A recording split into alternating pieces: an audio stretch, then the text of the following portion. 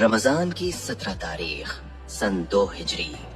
ایک طرف 1000 کا وہ لشکر جو غرور سے چور، بہترین ہتھیاروں سے لیس اور فتح کے نشے میں دھت تھا، دوسری طرف صرف 313 نہتے مسلمان جن کے پاس نہ ڈھالیں تھیں، نہ پورے گھوڑے اور نہ ہی جنگی تجربہ۔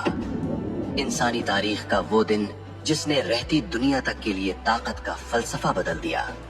کیا آپ جانتے ہیں کہ اس دن صرف زمین پر موجود انسان ہی نہیں لڑ رہے تھے بلکہ آسمان کے دروازے کھل چکے تھے۔ آج ہم آپ کو دکھائیں گے غزوہ بدر کی وہ سچی داستان جو جذبوں کی صداقت اور الہی نصرت کا شاہکار ہے۔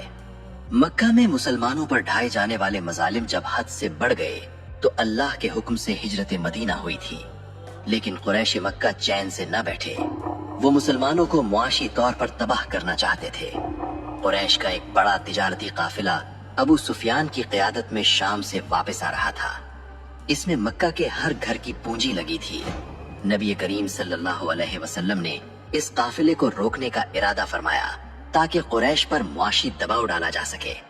صحیح حدیث میں رسول اللہ صلی اللہ علیہ وسلم سے روایت ہے کہ آپ اپنے جانثاروں کے ساتھ نکلے۔ جب ابو سفیان کو اس کی خبر ہوئی تو اس نے مکہ پیغام بھیجا۔ قریش کے سردار ابو جہل نے طیش میں آ کر 1000 کا لشکر تیار کیا۔ اب یہ محض ایک قافلے کی بات نہیں تھی، یہ اسلام کے وجود کی جنگ بن چکی تھی۔ رسول اللہ صلی اللہ علیہ وسلم نے صحابہ سے مشورہ کیا۔ مہاجرین تو تیار تھے ہی، لیکن نظریں انصار پر تھیں۔ تب حضرت سعد بن معاذ رضی اللہ عنہ کھڑے ہوئے اور وہ تاریخی جملے کہے جس نے تاریخ کا رخ بدل دیا۔ انہوں نے کہا، یا رسول اللہ، اللہ کی قسم، اگر آپ ہمیں لے کر اس سمندر میں بھی کود جائیں گے تو ہم آپ کے ساتھ اس میں بھی کود پڑیں گے۔ سورہ انفال میں اللہ تعالیٰ فرماتا ہے، وَإِذْ يَعِدُكُمُ اللَّهُ إِحْدَى الطَّائِفَتَيْنِ أَنَّهَا لَكُمْ۔ ترجمہ، اور یاد کرو جب اللہ تم سے وعدہ کرتا تھا کہ 2 گروہوں میں سے ایک تمہارے ہاتھ آ جائے گا۔ 17 رمضان کی رات صحابہ تھکن سے چور تھے، لیکن اللہ نے ان پر ایک ایسی نیند طاری کی جس نے ان کا خوف ختم کر دیا۔ جب سارا لشکر سو رہا تھا، کائنات کا سب سے عظیم انسان محمد عربی صلی اللہ علیہ وسلم اپنے رب کے حضور سجدے میں گرا ہوا تھا۔ صحیح حدیث میں رسول اللہ صلی اللہ علیہ وسلم سے روایت ہے کہ آپ نے رو کر دعا کی، اے اللہ، مجھ سے جو تم نے وعدہ کیا تھا اسے پورا فرما۔ اے اللہ، اگر اہل اسلام کی یہ مٹھی بھر جماعت ہلاک ہو گئی تو پھر زمین میں تیری عبادت نہیں کی جائے گی۔ صبح ہوئی، میدان بدر تیار تھا۔ قریش کے تکبر کے سامنے اہل ایمان کی بندگی تھی۔ مبارزت کے لیے قریش کی طرف سے عتبہ، شیبہ اور ولید نکلے۔ اسلام کے شیر حضرت حمزہ، حضرت علی اور حضرت عبیدہ بن الحارث نے انہیں لمحوں میں واصل جہنم کر دیا۔ اب عام لڑائی شروع ہوئی، تلواریں بجلی بن کر گر رہی تھیں۔ عین اس وقت جب مشرکین کا دباؤ بڑھا، رسول اللہ صلی اللہ علیہ وسلم نے ایک مٹھی خاک لی اور دشمنوں کی طرف پھینکی۔ سورہ الانفال میں اللہ تعالیٰ فرماتا ہے، وَمَا رَمَيْتَ إِذْ رَمَيْتَ وَلَٰكِنَّ اللَّهَ رَمَىٰ۔ ترجمہ، اور اے نبی، تم نے وہ خاک نہیں پھینکی تھی جب تم نے پھینکی تھی، بلکہ وہ اللہ نے پھینکی تھی۔ جب زمین پر صحابہ کی ہمت جواب دینے لگی تو اللہ نے آسمان سے نصرت بھیجی۔ صحیح حدیث میں رسول اللہ صلی اللہ علیہ وسلم سے روایت ہے کہ آپ نے فرمایا، یہ جبرائیل علیہ السلام ہیں، اپنے گھوڑے کی لگام تھامے ہوئے اور جنگی ہتھیار پہنے ہوئے ہیں۔ اللہ نے 5000 نشان زدہ فرشتوں سے مسلمانوں کی مدد فرمائی۔ نتیجہ یہ نکلا کہ ابو جہل مارا گیا، 70 مشرکین ہلاک ہوئے اور 70 قیدی بنے۔ حق کی فتح ہوئی اور باطل کا غرور خاک میں مل گیا۔ اس جنگ نے نہ صرف قریش کا غرور خاک میں ملایا بلکہ پورے عرب میں اسلام کی دھاک بٹھا دی۔ ان 313 جانثاروں کا مقام اللہ کے ہاں اتنا بلند ہوا کہ انہیں بدری صحابہ کے معزز لقب سے پکارا گیا۔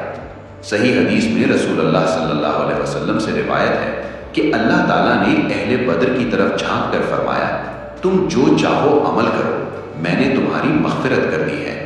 یہ وہ عظیم تحفہ تھا جو کائنات میں کسی اور گروہ کو نصیب نہ ہوا۔ فرشتوں کے سردار جبرائیل علیہ السلام نے نبی کریم صلی اللہ علیہ وسلم سے پوچھا کہ آپ اپنے لوگوں میں بدری صحابہ کو کیسا سمجھتے ہیں؟ آپ صلی اللہ علیہ وسلم نے فرمایا، ہم انہیں مسلمانوں میں سب سے افضل سمجھتے ہیں۔ تب جبرائیل علیہ السلام نے کہا، اسی طرح فرشتوں میں بھی وہی سب سے افضل ہیں جنہوں نے بدر کی جنگ میں حصہ لیا۔ غزوہ بدر محض تاریخ کے پنوں میں درج کوئی عام جنگ نہیں تھی، بلکہ یہ یوم فرقان تھا، وہ فیصلہ کن گھڑی جس نے قیامت تک کے لیے حق اور باطل کے درمیان ایک ایسی لکیر کھینچ دی جسے مٹایا نہیں جا سکتا۔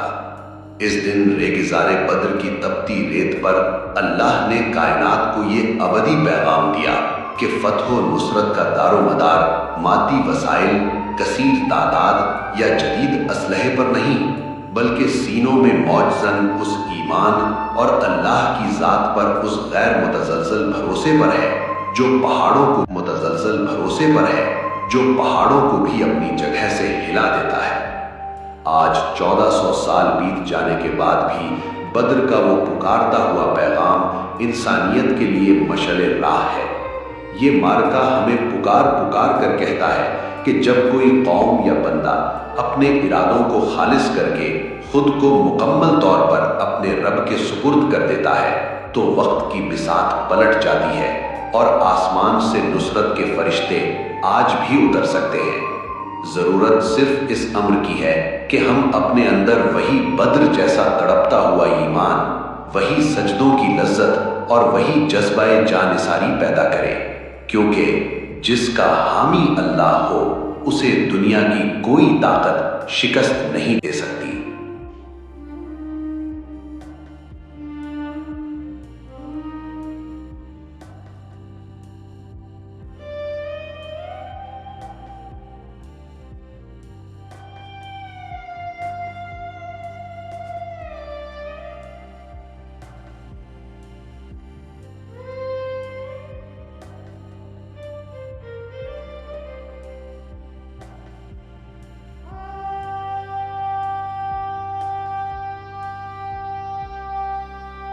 وَلَقَدْ نَصَرَكُمُ اللَّهُ بِبَدْرٍ وَأَنْتُمْ أَذِلَّةٌ فَاتَّقُوا اللَّهَ لَعَلَّكُمْ تَشْكُرُونَ۔